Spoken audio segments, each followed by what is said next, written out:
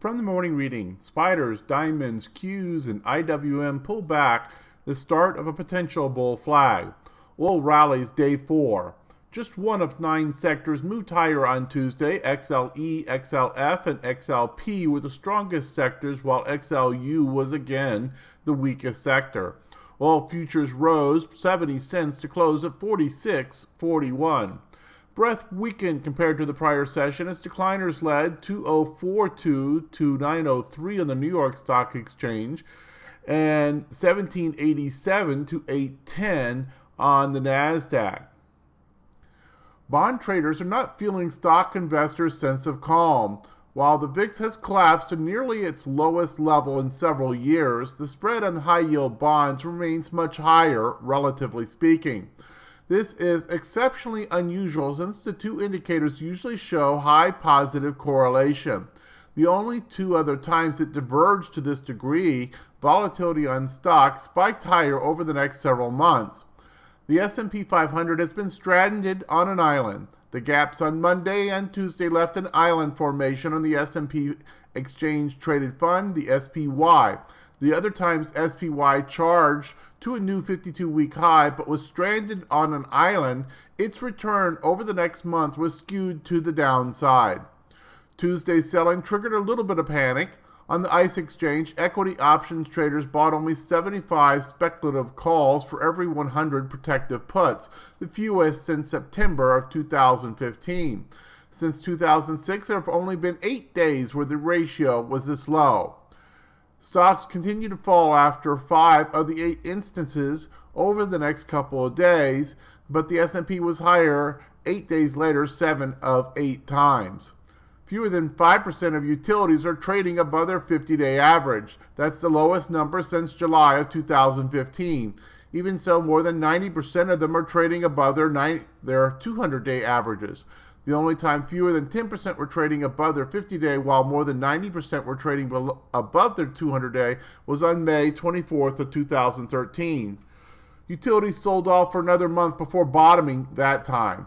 This sector doesn't react particularly well to overbought, oversold readings, so while it's getting close to the latter, the risk-reward still doesn't seem especially attractive. Hello, this is Stephen Harris, a head trader from Falcon Global, where we model best practices for investors, traders, and day traders from entry to exit every trading day. In this daily video, I'll provide my opinion and insights of current market trends, market timing, volatility, and hedge risk levels for the upcoming day for the key U.S. financial markets. It is 6:25 a.m. Mountain Time, and I'm recording this in preparation for the market day of August 17, 2016. Full disclaimers are at the end of the video, but be aware that this is for educational purposes only, and only you are responsible for the investing or trading decisions that you make. So, off to the morning report. And at the time of this cut, we were mixed, but really pretty much around scratch on all 4 broad market indices. The Dow was just below scratch. The other 3 were just above scratch. Nothing significant. Crude oil down about 1/3%. Euro down just below scratch. Bonds up just above scratch. And gold was down about 0.5%. China down just below scratch. Hong Kong down about 0.5%. Japan up almost 1%. Germany down about 1%. United Kingdom down about 0.25%. And macroeconomic reports for today in the United States. Of note, you have crude oil inventories on the regular weekly report, and then also FOMC member Bullard speaking. The FOMC meeting minutes will be released later today. And looking forward to tomorrow, we have Philly Fed manufacturing, the weekly unemployment claims, FOMC member Dudley speaking, and then the weekly natural gas storage report. In terms of current market conditions and with respect to volatility, We have short-term VIX has come up a little bit, 10.87. Skew also still elevated, not really any significant change from yesterday, up over 130. IV percentiles also ticked up a bit yesterday, but still are extremely low. On the S&P, you have a 5, the Russell a 6, the NASDAQ a 5, and the Dow also a 5. You did have standard deviation moves put in on all 4 indices yesterday. They were all down 1 standard deviation or greater. In terms of the charts, let's go to the charts at this point. And we'll go to the S&P futures charts, and you see that overnight action basically following through, but in a small range, nothing exceptional. Definitely seems to be setting up for something of a small retracement at this point. This is your classic bull flag pattern. One thing, and one of the morning authors mentioned this, when you look at the spider, you see this island pattern. And you see this here, the gap. It actually puts in an intraday high. And then the next candle, you get another gap down, leaving all the trading action of this middle candle on an island. That's usually a reversal pattern, and often we'll see some short to intermediate term weakness following such a pattern. It certainly seems to have confirmed at this point, and that's kind of a classic reversal pattern, so we'll continue to watch where that goes. In terms of the Dow, Dow also had a bit of a reversal pattern yesterday, and you see here pretty much a probably dark cloud cover. I don't know that it's quite a bearish engulfing, but both of them are whichever one it actually is, without getting into minutia, it's a reversal pattern, and thus far has confirmed. And Russell also had a reversal pattern yesterday. In this case, dark cloud cover.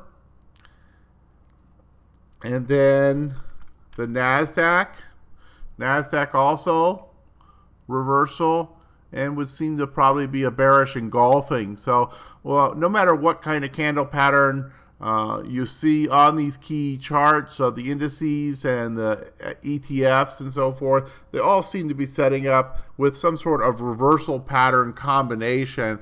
So pretty classic rollover at this point.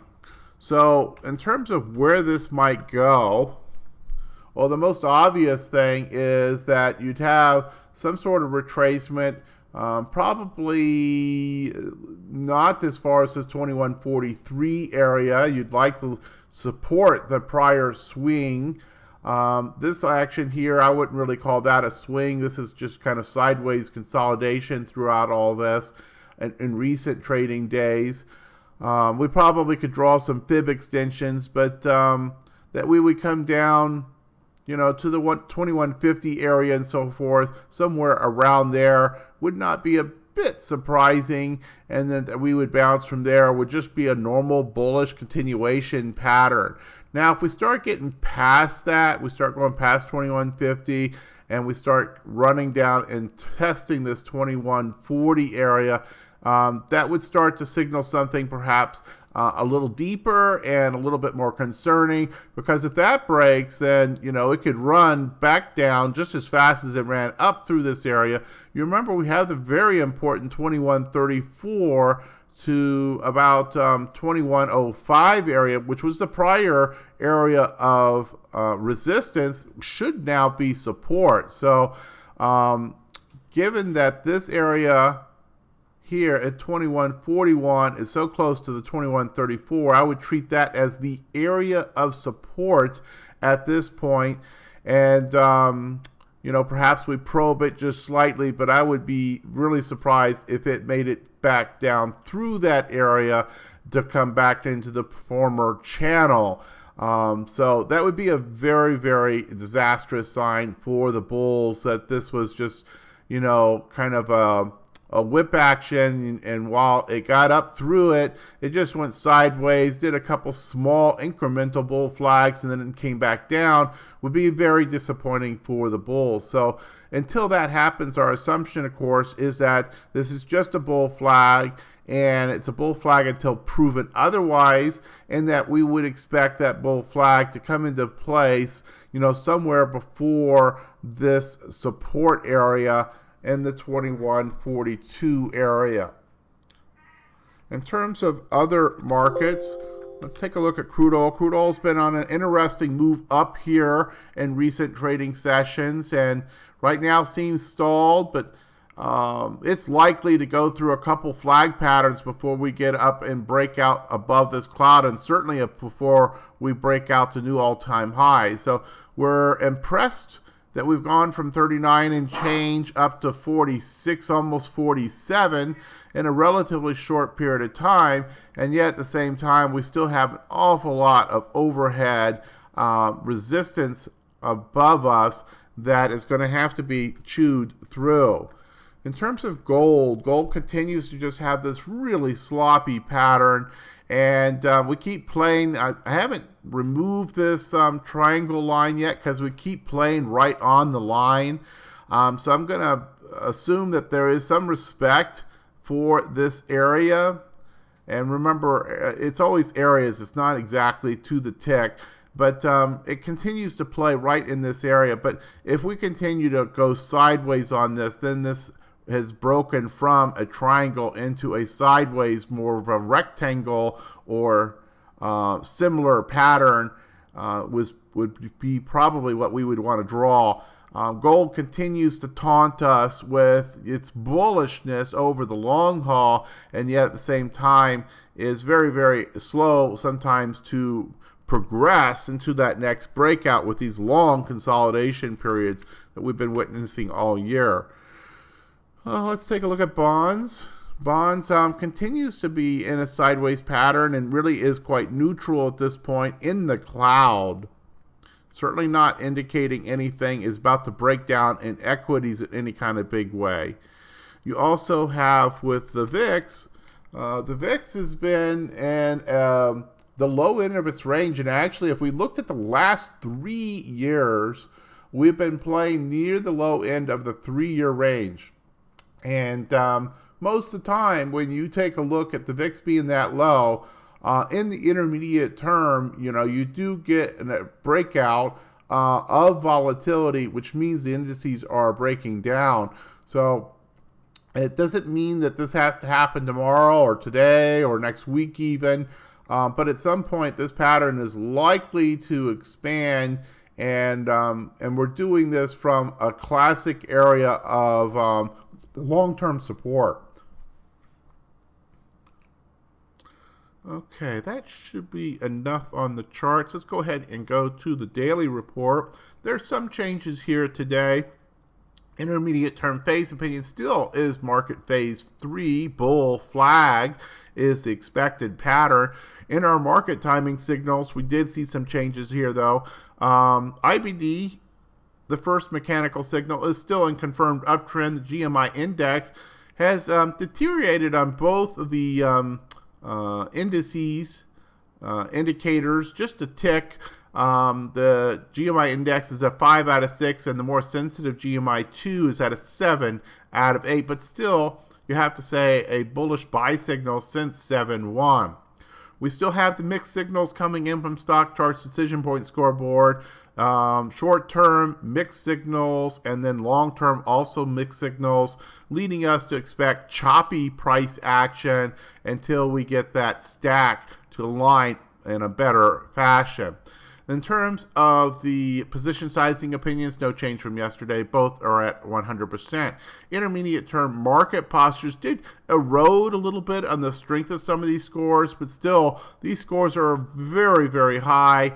They're all severely strong bulls, and they're reinforced by a bullish sentiment line. So nothing here yet that's going to get us terribly excited. The strength of the trend, very strong. Hedge warning status, 0+. Normal with some cautionary aspects, most notably those decision point scoreboard mixed signals. In terms of strategy opinions, the VIX is now up above a 12, so in terms of option income strategies, it is now acceptable to initiate new positions for novice traders.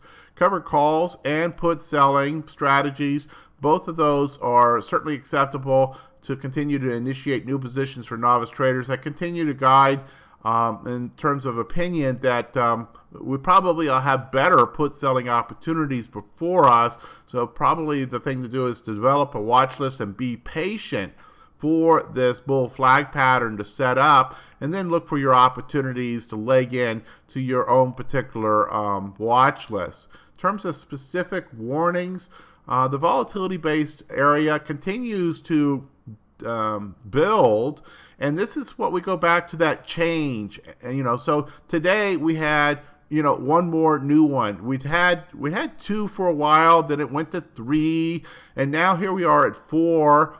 And it seems like the 3rd and the 4th kind of came on a little quicker. So we're starting to see this rate of change start to accelerate, and the number of warnings that are present start to climb. Most notably with yesterday's action, the distribution day count now for the NASDAQ and the S&P has gone to a 5. When you hit 5, that is considered a warning threshold for us. So we'll start to watch this very carefully, because if this starts to continue to tick up, we could see that IBD confirmed uptrend market timing signal go to the next level down. So kind of keep an eye on that, especially if we start to see volatility increase and the range of price and volume start to climb. In terms of trend base, nothing really to point to there. They're all still solidly bullish. And the key intermarket risk aversion indicators, we still have those 2 that are wrapped sideways in the neutral. The rest are in a more positive risk on stance.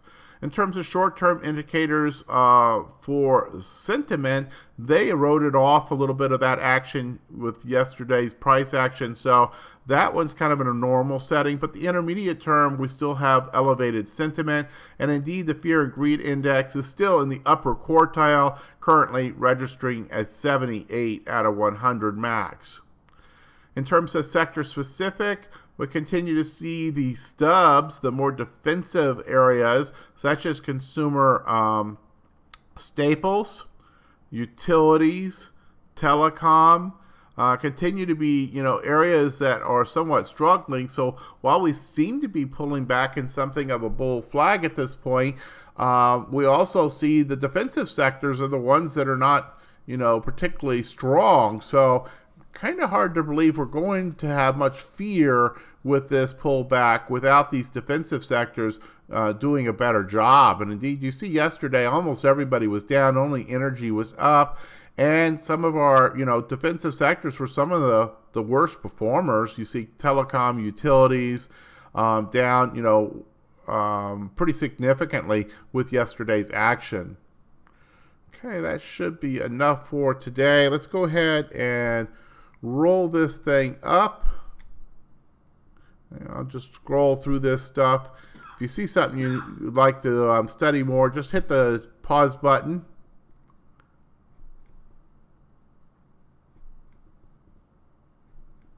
Disclaimers as always. Hit the pause button if you need more time to review the disclaimers. Also note the hyperlink down here at the bottom for the full set of disclosures. We'll see you back here tomorrow for the next Falcon Global Market Preview brought to you on this YouTube channel. And in the meantime, manage that risk. And if you do that, you'll find that your returns will fall right in line with more consistency. In the meantime, go learn something and good trading.